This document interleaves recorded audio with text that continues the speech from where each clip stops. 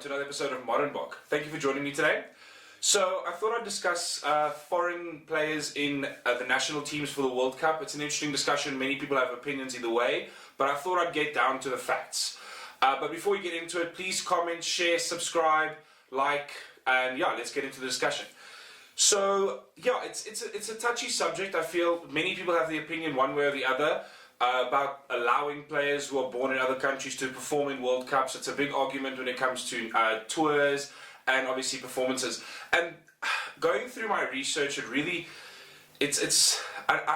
was heavily leaning one way, but going through it, I felt it actually is a little unfair. There's a lot of countries who benefit a lot from it, which some people maybe argue that that's not fair, but other countries who I think allow a larger playing pool to actually get the opportunity to play. Unfortunately, fact of the matter is that there might not be a big enough industry in your country to develop the players you need for a national team, and that kind of thing comes from having other countries take on your players.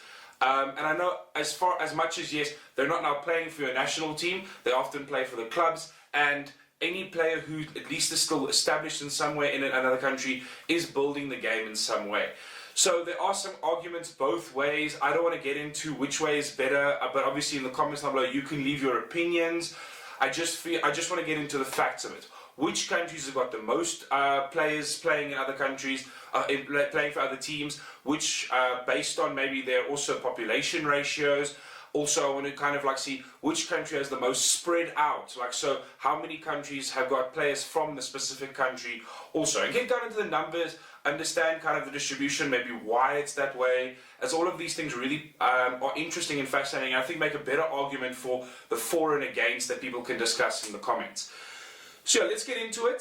So first things first, I thought I'd break down kind of like how many players who are born in other countries are performing for different teams. So I went through every team. The only teams where it was a little tougher to find proper results was Russia and Uruguay.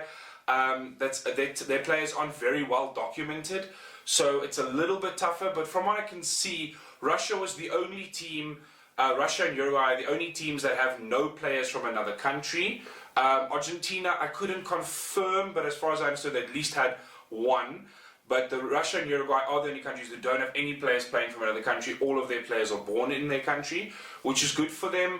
But obviously, yeah, that's. I think it's also showcasing that unfortunately there isn't enough big enough rugby actual pool and club and finances to fund people moving there, and that's probably why that is. So you obviously see that some of your bigger countries, and that definitely pull more players. Your European countries, especially the United Kingdom countries, pull quite a bit of players. But yeah, I went through all of them, and I'm kind of just going to give you the top 5, the split and how that goes. So yeah, before we get into it, I'd like you to comment down below which teams you feel have the most amount of foreign players playing for them. Obviously, please understand that when I mean foreign players, this is not like they definitely are all obviously allowed to play for that country. They followed all the rules and all the regulations. I'm not saying anything to that regard. I'm saying kind of what is the players who are not born there and were later immigrated for some reason to the other country. So yes, take that as not a it's completely fair. Many people move for many reasons. I have friends who have moved, but I just want to kind of get to the who are those players. So yeah, comment down below who you think they are before I give you the list. So first up, for country with the most amount of foreign players, is quite shocking the amount at 16 players, and that goes to Japan. Japan, 16 of their 31 players are not born in Japan. So unfortunately, that is, some people argue, that is a little bit of a crazy amount, but yes, that is the top. And especially for a World Cup hosted in this, it shows you how much they've invested in bringing people from across the world into the country, as I do think a fair amount have been brought into play. Many players from South Africa and New Zealand play there, and you can see that also in the split of the countries. Just also down in the description, I will be putting my whole breakdown of every country and whose players were born where. You can fact check and that. If you have any comments or questions, please look down there, and that's just so that you have extra information. I will be putting it down below. Yes, so next, second place goes to, surprisingly, I was quite shocked by this, Tonga. Tonga and Scotland share second really with 14 players. But yeah, Tonga having a huge amount of New Zealand players playing there, I think it really does show, unfortunately, there isn't enough space to play nationally for the New Zealand team. Unfortunately, the All Blacks, there's only so many players that will play for the All Blacks. And when you have such a large playing pool of talented players, you will see that New Zealand perforates throughout most of a lot of the teams. And Tonga, I was surprised, is the majority of that. Scotland, actually a wide variety, but majority, some South Africans, some New Zealanders, some English players, quite a bit of English players. And again, that English playing pool being rather large, players wanting to play nationally, and obviously that's quite an easy movement. People often move between those countries and just relocate. So I understand why there's quite a bit of Englishmen in that Scottish team. It is just surprising that almost 50% of their playing pool is foreign, and I think something like 32% is from England. Don't quote me on that percentage, but it's around there. Next up, third place effectively, if you take those two share second, is Australia. Also quite surprised. A large amount of Tongans, Fijians and New Zealanders making up those foreigners in the Australian team. Also again, I think it's that share, although I think a large percentage of those, Australia doesn't have a huge amount of local local actual professionals compared to some of the big tier nations. They're actually quite amazing that they're so good at rugby, considering the fact that like rugby is almost a no sport in Australia for Australians. I'm not saying it isn't a sport at all, but it is not close to one of the most popular sports there. I think last stat I heard that there are more people who play lawn darts or something than rugby in Australia. So I feel that there is still a market and a lot of money in Australian rugby because of the fact they take part in quite a bit of tournaments. So a lot of your New Zealanders and Fijians and Tongans are moving there obviously for that paycheck, which is completely fair. Everybody needs to feed their family. So I think that's probably why you're getting a lot of that. Next up is USA. I'm not surprised by this. They do have rather deep pockets, and obviously immigration to USA is very popular. But yeah, USA take up that fourth spot, interestingly enough. So yeah, but they share it with Italy, which I was very surprised by. Italy has a large amount of foreign players. A couple from South Africa, New Zealand. But yeah, look down below and you'll see exactly the breakdown. But Italy had a surprisingly large amount of foreign players, considering I don't think that they have a huge local rugby league. I know obviously they do have some players that take part in the top 14 and all that, and I'm not saying that, and even the Pro 14, but obviously it's a case of I was quite surprised by that amount. I just think that there definitely questions like, is it that they're just not being able to get the local pool of players up? But yeah, that is the breakdown of players who have got, so countries with that amount of players in their team, well, more players in their team than actual players. So interestingly enough, I mean, to understand, Italy only have 8. So I mean, if you look at that, that's now at fifth spot with USA. So it isn't a massive percentage. It's about 25% of their team is foreign. So it's not bad, but it is interesting to look at. The distribution amongst other teams, it drops. There's a couple of, most teams have about I'd say 2 to 6 the rest 2 to 6 players in their team that are foreign. With I think then obviously, as I said previously, Uruguay, Russia and Argentina having 0 from what I can see. I'm not confirming Argentina have 0, they might have 1, and then South Africa only having 1 also. But yeah, that's my breakdown of how the teams, players, and how they go through teams.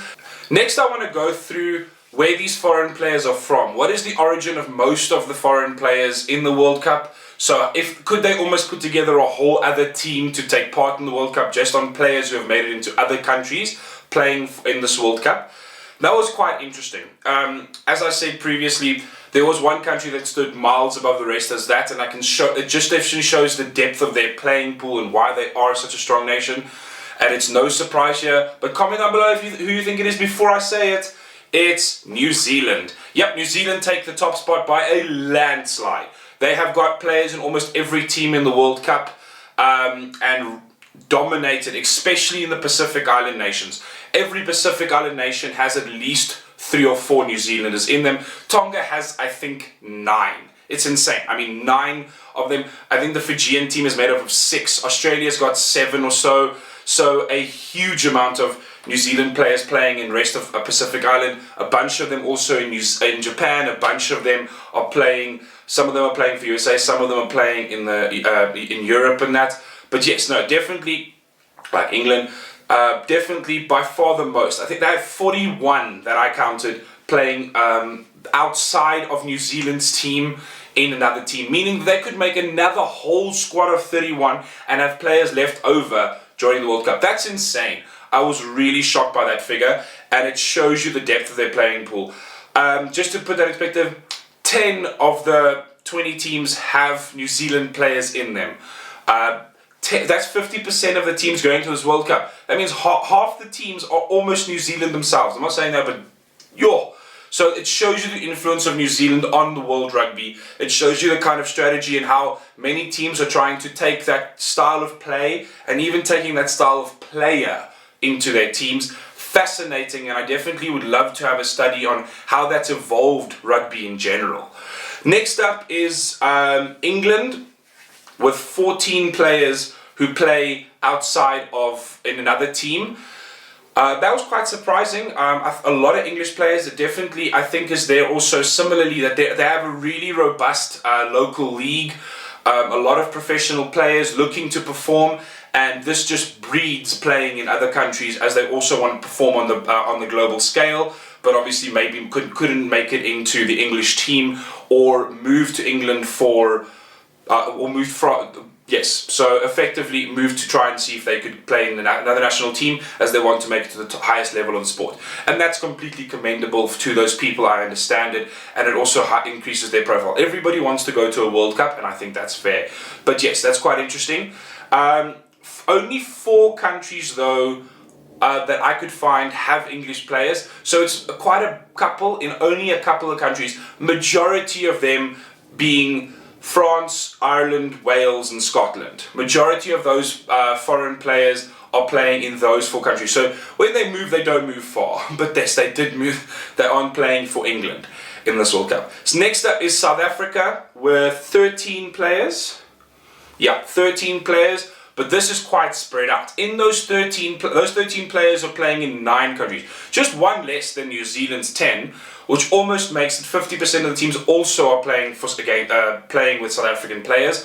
It just shows you that New Zealand the huge bulk of that 41 is to Pacific Islanders. So there's large amounts of New Zealanders in the team, which I definitely think affects changes their style. Whereas South Africans seem to be slotting into teams as where they move to. South Africa definitely has a large immigration policy, and many players moving to different countries, and that does cause this. But yeah, so you'll find that a lot of teams have 1 or 2 South Africans causing this big spread.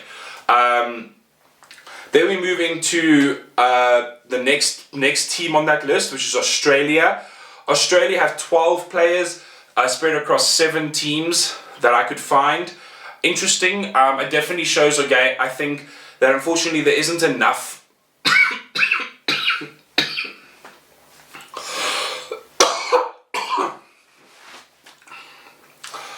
Australia have 12 players spread across those teams. So yeah, quite surprising there. Other interesting ones, I have to admit, was Tonga and Fiji have a large amount of players also spread across the World Cup. I obviously believe this is similarly to why, and it's quite odd. New Zealand, Australia, and Samoa, Tonga, Fiji all trade players quite heavily. I think that definitely helps the Pacific Island nations breed some of the best players in the world. They effectively pick the kind of player they want, move around. Many New Zealanders play for Tonga. A couple of Tongans, Tongans have been playing for New Zealand, but there are some Fijians that play for New Zealand. There are a lot of Tongans that play in the Australian side. But yeah, it's interesting to see how that Pacific Island nations almost breed and build up an actual playing pool that's very formidable. So yeah, I don't know, obviously people can have their opinion on that. As a Pacific Island nation supporter, you must be very happy about that, as it has definitely built up strength. I've spoken to personally some Fijians and Samoans who have felt that they think it actually affects their rugby, as a lot of the top class players move off to Australia or New Zealand and don't play for them. But at the same time, it seems that many New Zealanders take it. Obviously that can be now you can ask if Tongans are losing positions. But yeah, that is an argument that I don't really want to get into. It's just very fascinating. Yeah, as my last little thing, after all the stats, I thought it would be a fun fact as a South African supporter myself. although I am not biased in any of this. Just interesting. South Africa, until the quarterfinals, will most likely, except for New Zealand, play a team with a South African in every game. So the only, barring the New Zealand game, every other game will have a new South African in it, either on the bench or in the team, and including the quarterfinals, because we would most likely face either Ireland or Scotland, which both have South Africans in their team. Quite interesting. As a bit of a fun fact, while doing my research, I did find quite a coincidence. I think it's funny, but it's just interesting, and it shows you sometimes your name leads you down paths or pushes you forward like Usain Bolt. I mean, what are the odds? But South African playing for Japan, he actually scored the try in the last game for Japan when we played the warm-up game. But Kotaro Matsushima is South African born in Pretoria who's playing for Japan. I just find it, what are the odds that his name would have sushi in it? I just think that's awesome. But yeah, that's just my little moment of coincidence when I was reading through all this paperwork. But yeah, guys, if you have any comments, please share, please like, please subscribe. Put your opinions down below, what you feel about this. How does this make you feel? What does this mean for World Rugby? Is it a great thing? I personally love the fact that there are quite a number of countries who are represented in this World Cup outside of the teams in the World Cup. I mean, we have players from Germany, players from Cameroon, players from Hong Kong, players from there's some territories of France, which makes some interesting reading also. So many countries are Zimbabwe's also got some representation. Many countries are being able to be brought into this World Cup without their teams maybe making it, which I do think brings this into a more global sport, showing that this is not about the teams who just make the World Cup, but the whole world, and just a great game. But yeah, guys, thank you very much. Please comment, share, subscribe. Thanks.